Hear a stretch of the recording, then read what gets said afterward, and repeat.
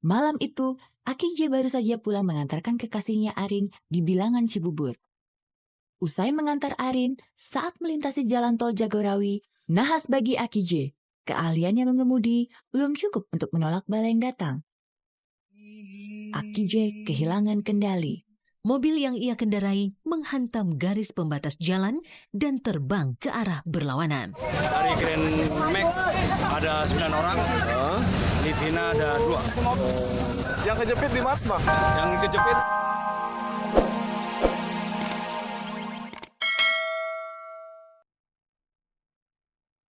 Malang tak dapat ditolak, untung tak dapat diraih. Nasi sudah menjadi bubur. Sesal pun kini tiada berguna.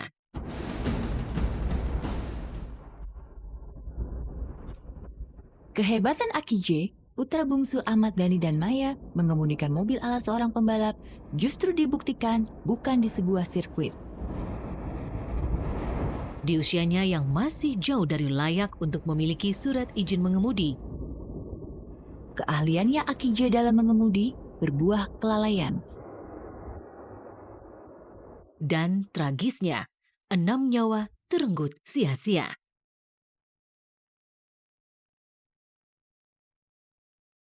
Ahmad Dhani yang pasca perceraiannya dengan Maya selalu bersikukuh untuk mempertahankan hak asuh anak, kini harus dipertanyakan pertanggungjawabannya. Dhani dianggap lalai, karena selama ini Dhani mengetahui ketiga jagoannya kerap menyetir sendiri, meski masih di bawah umur.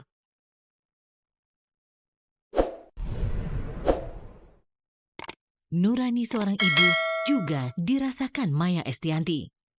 Sebagai ibu dari Aki J, hati Maya tentulah gundah atas apa yang terjadi pada diri putranya.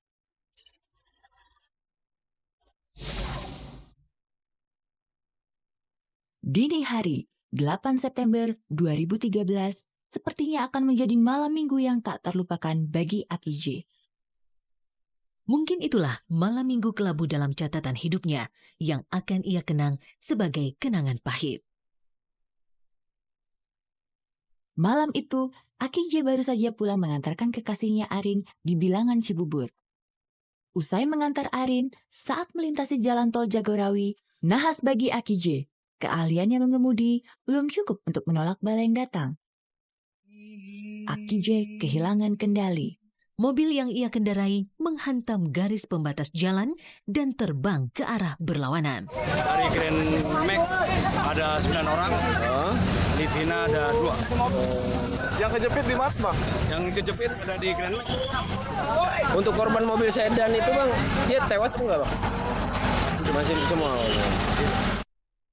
Aki J sendiri harus menderita patah tulang dan harus menjalani pengobatan secara intensif. Kondisinya pada tulang kakinya, jadi hari ini langsung dioperasi. Rencana mau dibawa kemana? Ke RSPI. Iya. Sebetulnya sih ya cuma patah tulang aja. Jadi bisa ada trauma pasti ada. Jadi di sini sih dicek keadaan kepala, cuman kayak kaki saya patah. Nanti ke bawah sama atas. Dari arah Cibubur pulang ya kayaknya katanya.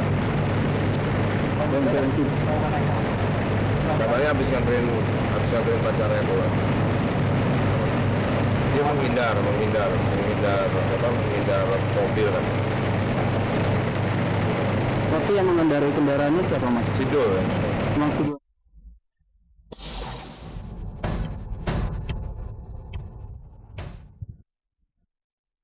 Kecelakaan itu pun membuat nama Aki J ramai menjadi perbincangan. Karena ketidaklihaian Aki J yang belum pantas mengemudi membuahkan petaka yang mengerikan. 6 orang pun harus meregang nyawa dan 9 orang lainnya menderita luka-luka, termasuk Noval, rekan sepermainan Aki J. Lebih dari itu, terdapat duka yang mendalam bagi keluarga korban. Sungguh amat disayangkan, sekian anak menjadi yatim. Sejumlah keluarga kehilangan tulang punggung mereka yang selama ini menjadi tempat sandaran hidup. Saya mau ketemu Ahmad Dhaninya dulu. Dia mau tanggung jawab sampai di mana. Ini kan bukan untuk setahun, 2 tahun, untuk selamanya, Mbak. Anaknya sebegitu aja dia panik. Dia nggak mikirin 6 korban meninggal, punya keluarga. Dia cuma mikirin 1 anaknya aja sampai kayak gitu. Terlambat. Mungkin itulah kata-kata yang ada di benak Dani dan Maya. Peristiwa nahas terlanjur menimpa nasib buah hati mereka. Di usianya yang masih belia, pihak berwajib telah menetapkan Dul dengan status tersangka. Kepada Dul statusnya ini tersangka dan mobil tersebut dalam olah TKP diketahui telah menabrak pembatas jalan karena hilang kendali, kemudian menabrak Grand Max dan kemudian menabrak Avanza. Kepada orang tua dari Dul, yaitu Ahmad Dhani dan Maya, untuk diambil keterangannya. Bukan tak mungkin pula kelalaian Dani dalam mengasuh anak akan membuat Dani ikut terseret ke kasus hukum. Sementara Maya sebagai seorang ibu terlihat amat terguncang.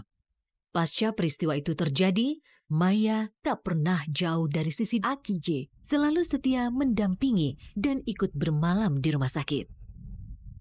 Kemarin sih saya nggak bisa bilang dia udah baik ya, karena kejadian kayak kecelakaan kayak gitu kan susul menyusul gitu loh. Artinya pada saat pada saat diperiksa awal nggak ada apa-apa gitu loh. Jadi tetap pihak keluarga maupun ya Dani khususnya dan Maya juga nggak bisa lepas untuk terus dipanggil gitu loh sama tim dokter untuk terus berdiskusi karena ada perkembangan baru lagi. Ya mudah-mudahan ya tidak berkembang lagi karena selama ini tetap ada setiap hari yang baru ditemuin kok tiba-tiba kayak kemarin paru-parunya kok banjir darah, HB-nya turun segala macam.